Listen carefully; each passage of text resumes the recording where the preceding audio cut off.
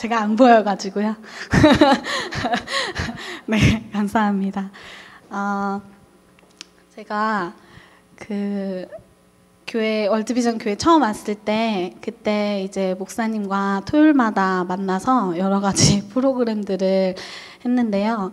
그때 이제 내적 치유 그리고 공감소통 대화법 이렇게 목사님과 함께 공부를 했어요.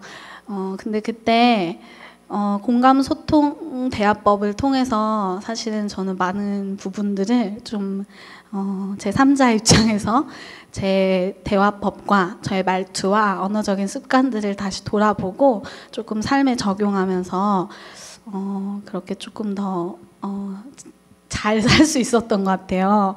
그래서 공부를 말로만 해야지 하다가 이제 공부를 해서 어제 이제 자격증을 합격하게 되었어요. 사실 뭐 이게 종이 한 장에 불과하지만 저 나름대로는 굉장히 이렇게 뭔가 벅차더라고요. 뭔가 이렇게 이루었구나.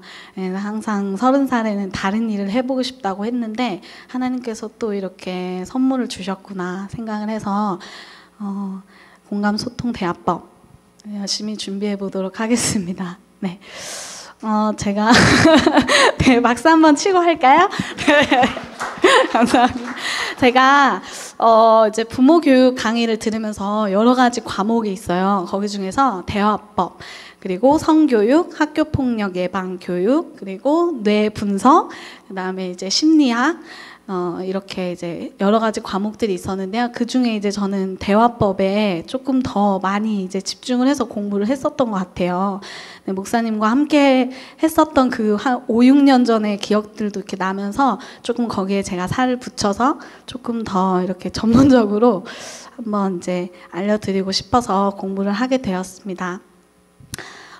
제가 어린이집에서 이제 아이들을 만나고 있어요. 만 2세부터 만 6세까지. 네, 그래서 어린이집에서 아이들에게 영어를 가르치고 있는데 제가 아이들을 가르치다 보니까 가장 많이 하는 제스처?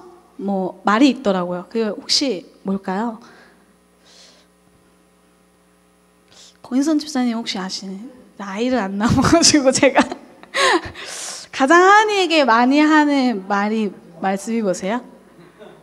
조용히 해. 맞아요. 정답입니다. 제가 어린이집에 딱 수업을 가잖아요. 그러면 제가 이게 문을 딱 이렇게 열어요. 그러면은 아이들이 선생님 하고 막 달려요. 20 몇 명의 아이들이 막 안기고 막 제 다리에 매달리고 막 난리를 쳐요. 그러면 저는 그냥 애들 질질 끌고 30분이라는 수업 시간이 있잖아요. 그 시간 안에 오늘 A부터 C를 가르쳐야 되는 거예요. 마음은 급하고 애들은 말이 너무 많아요. 항상 제가 하는 말은 쉿 이거예요. 항상 이 제스처예요. 쉿, 경청하세요. 이 말을 수십 번을 해요. 한 클래스에서. 하지만 아이들은 조용히 하지 않죠. 쉿, 그때뿐에 쉿 하고 또 다시 떠들어요. 그런데 이 아이들이 과연 가정에서도 자신들이 하고 싶은 말을 얼마나 하고 있을까? 어른인 우리들은 아이들의 말을 얼마나 잘 듣고 있을까? 이 부분에 대해서 이제 제가 어제 발표를 했는데요.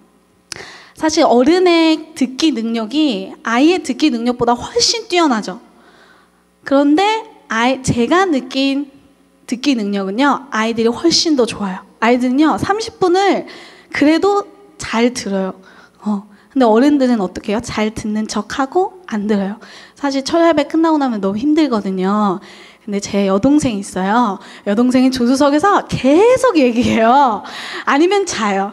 얘기를 하면 저는 그래, 그렇구나. 사장님이 또 그러셔서 근데 저는 안 듣고 있어요.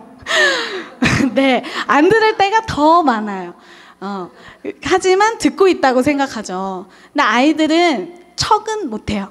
아이들이 다 티가 나거든요. 집중하지 않고 있구나, 내 말 안 듣고 있구나, 다 티가 나요.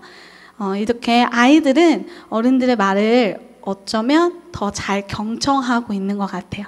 그래서 부모인 당신 잘 듣고 있나요? 그래서 앞부분의 내용은 제가 어제 발표한 내용이라 빠르게 읽어보고 넘어가겠습니다. 네, 그래서 제가 말씀드린 것처럼 듣기는 말 그대로 하나님이 우리에게 주신 이 귀로 그냥 듣는 거예요. 소리를 감각기관으로 듣는 것이고, 경청은 상대방의 말과 행동 그리고 그 사람의 제스처, 호흡까지 내가 읽어내어서 그 사람의 마음을 읽어내는 것을 우리가 경청이라고 합니다. 그러면 반영적 경청은 뭐라고 할까요? 네, 여기 영어로 써져 있는데 active listening, 적극적인 듣기예요. 또 reflective listening, 반사적인, 반영적인 듣기예요. 그래서 아이가 이렇게 막 말을 하잖아요. 그러면 공감을 먼저 해줘야 돼요. 우리 어른들은 척을 잘하잖아요. 저는 이제 어린이집에 가면요, 선생님 어제요 신비의 아파트에서요 여자 주인공이 죽었어요. 근데 전 그 여자 주인공 이름이 지금도 기억이 안 나는데요, 신비의 아파트라는 EBS 만화 영화가 있나 봐요. 선생님, 그리고요 시크릿 주주가요, 시크릿 주주 얘기를 계속해요. 그리고 선생님 로보카폴리가요 있잖아요, 어제 어떻게 됐냐면 로보카폴리 얘기를 계속해요. 또 본 얘기도 계속해요. 뭐 모르겠어요 저는. 근데 일단 들어주는 거예요. 아 그래? 어제 시크릿 주주의 공주님이 어떻게 됐다고? 일단 공감해 주는 거예요. 두 번째는 아이의 생각과 감정을 다른 말로 바꿔서 얘기해 주는 거예요. 아이들은 아직은 감정은 있는데 이 감정을 언어로 표현하는 부분이 조금 약해요. 그래서 분노가 안에 많은데 이거를 나 화났어 라고 말은 못해요. 이게 화난 감정인 줄 모르는 거예요.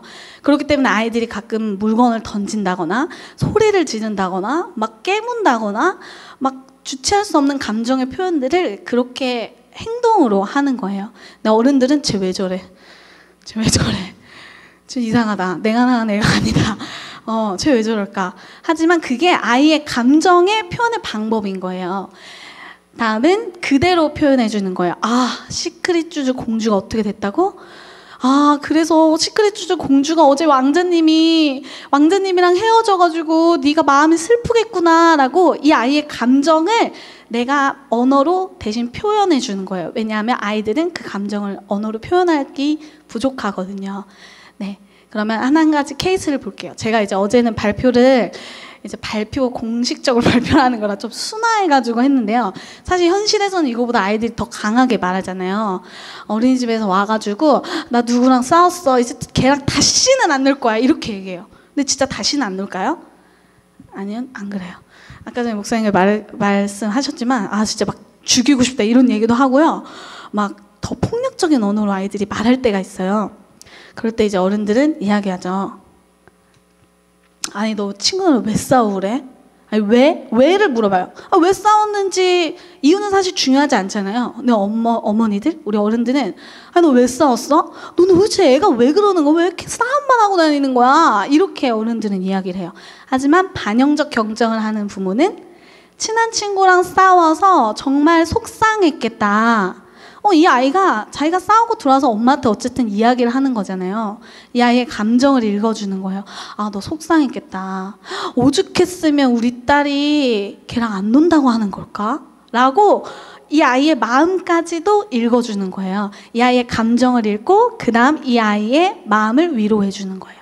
반영적 경청을 하고 있는 아주 이상적인 부모의 예죠. 하지만 그렇게 하고 쉽지 않아요. 한 가지 예로 어제 제가 이거 합격을 했어요. 엄마한테 전화를 했죠. 엄마 나 드디어 합격했어. 몇 명 합격했어? 다 주는 거 아니야? 아니야. 옆에 있는 선생님은 아예 떨어지셨어. 그래? 그래. 그거 뭐 어디 쓸 수 있는 거야? 뭐 이거. 네, 반영적 경청을 잘 하지 못하고 있는 부모의 아주 참된 예를 보여주셨어요. 네. 그러면 반영적 경청 과연 어떻게 그러면 우리가 할 수 있을까? 네, 아이의 말을 판단하지 말고 너무 판단하고 싶어요. 그쵸? 너무 판단하고 비판하고 싶어요. 너 그렇게 하면 안 돼 라고 하고 싶지만 그냥 잠시 눈 감아주시고 있는 그대로 화가 많이 났구나. 속상했구나. 이거는 이제 꾸나라고 이제 제가 좀 어색한 언어 표현을 했는데 편하신 어투로 바꿔서 이야기해 주시면 돼요. 화가 많이 났구나, 속상했구나. 그리고 가장 중요한 것은 눈을 마주치고 아이의 아이 쪽으로 몸을 기울여 주는 거예요. 사실 저도 이게 사실 부족해요. 어린이집에서 이제 30분이라는 수업 시간이 있기 때문에 막 아이들이 막 달려와요. 선생님 너무 좋아요. 오늘 공주 같아요. 막 이러고 막 다리 매달리면 고마워 하면서 이 아이를 보지도 않고 다음 수업을 가요. 이렇게 아이들 질질 끌고. 그런데 이제 가정에서도 사실 저희 부모님들도 그랬고 바쁘시잖아요. 핸드폰 보실 일도 많으시고 또 컴퓨터 앞에 계실 일도 많으시고 집안일도 하셔야 되고 아이들의 눈을 볼 수 있는 시간이 사실 많지 않아요. 근데 듣고 있다고 생각하세요. 어머니들은 설거지하면서 그랬어? 그랬구나. 이렇게 집안일 하시면서. 하지만 아이는 알고 있어요. 엄마가 내 말을 지금 경청하고 있는지 설거지를 하고 있는지 다른 생각을 하고 있는지 누구보다 가장 잘 알고 있는 것이 아이입니다. 그래서 이런 의도적으로 이런 표현을 해주신 게 좋아요. 네 말을 내가 들을 준비가 됐어. 이제 말해줘. 이렇게 우리가 비언어적인 표현을 해줄 필요도 있어요. 또 부모가 해결과 결론을 제시해 주려고 하기보다는 아이가 자연스럽게 스스로의 문제를 해결할 수 있도록 이끌어주는 역할만 해주시는 거예요. 너가 그래 친구랑 싸웠어? 왜 싸우는데? 그래? 그거는 네가 잘못했고 이건 너가 잘못했어. 우리는 자꾸 아이를 판단해 주려고 해요. 하지 않고 우리 어른들의 대화를 생각해 보면 더 빠를 것 같아요. 저도 이제 부모와 아이의 대화법이라고 해서 조금 뭔가 크게 다를 줄 알았는데 사실 어른들의 대화도 똑같더라고요. 만약에 나율이나 제 여동생이나 아니면 누군가 제 남자친구나 누군가가 제가 막 얘기를 하고 있는데 갑자기 내 말 경청해 이렇게 한다면 너무 당황스럽잖아요. 근데 우리 아이들은요 그걸 하루에 수십 번씩 들어요. 어린이집에서 학원에서 조용히 해. 근데 집에서도 조용히 해. 조용히 해야 되는 거예요. 이 아이들은요. 그런데 이것뿐만이 아니라 이제 판단을 자꾸 결론을 내려주는 거예요. 그래? 그럼 네가 내일 가서 이거를 너 친구한테 따져가지고 이 부분은 너가 사과를 하고 이 부분은 너가 사과를 받아. 판단을 내려주는 거예요. 하지만 우리 어른들도 그렇잖아요. 누구랑 싸웠어요? 집에 무슨 일이 있어요? 직장 내 문제가 있어요? 그럼 친한 친구나 가족한테 막 털어놔요. 뒷담화라고 하죠. 막 하다 보면은 뭐가 해소가 되는 거예요. 이미 다 해결이 됐어요. 그래 그럴 수도 있었겠구나 마음으로. 마찬가지로 아이들도 부모에게 그거를 막 이야기를 하다 보면 스스로 이 부분은 내가 잘못했네. 이 부분은 제가 좀 잘못했네. 스스로 해결할 수 있도록 우리가 들어주는 역할만 해주는 것이 필요합니다. 가장 이상적인 이거는 사실 좀 극단적인 얘기긴 해요. 영상을 하나 보시고 그 다음 이야기 진행하겠습니다.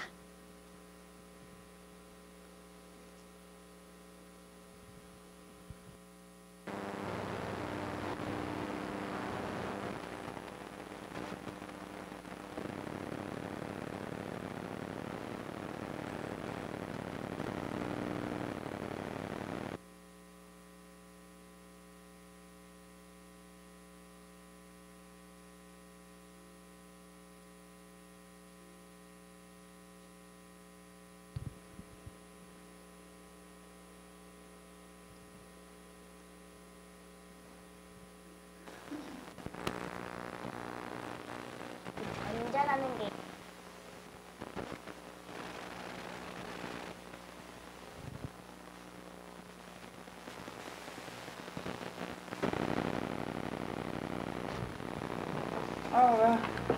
원자가 있는데요. 원자가 전자를 하나 더 얻으면요 음이온이 되고요. 그리고요 원자 핵 주위를 도는 전자라는 게 있는데요. 전자는요 양성자랑 중성자보다 작아요. 그리고요 전하가 마이너스예요. 플러스 전하를 띄고 있고요. 희용이의 모든 이야기를 귀가 아닌 눈으로 듣는 부모님. 차가 없으면요 예고를 희용이의 말 한마디 놓칠세라 늘 아이의 입에서 눈을 떼지 못하는데 원자의 주위를 돌고 있는 전자의 수를 뜻해요. 중심에는 원자의 넵튠. 그렇게 30분이 넘도록 엄마는 계속 희용이만 바라봤다. 계속 얘기하면 힘드실 수도 있겠다. 오늘 118번. 근데 한 번도 지친 표정을 아 그래 갈까. 제가 잘 안 드리기도 하지만 희영이가 말을 더 귀담아 듣기 위해 가고 혈육이 없다 보니까 잘 들어야도 해줘야 하니까. 네. 저희가 130점부터 최우수 수준, 영재 수준으로 보는데요. 보시면은 우리 희웅이는 138점으로 나왔어요. 상위 0.6%. 1000명 중에 6등. 1000명 중에 6등. 야! 최고! 상위 0.6.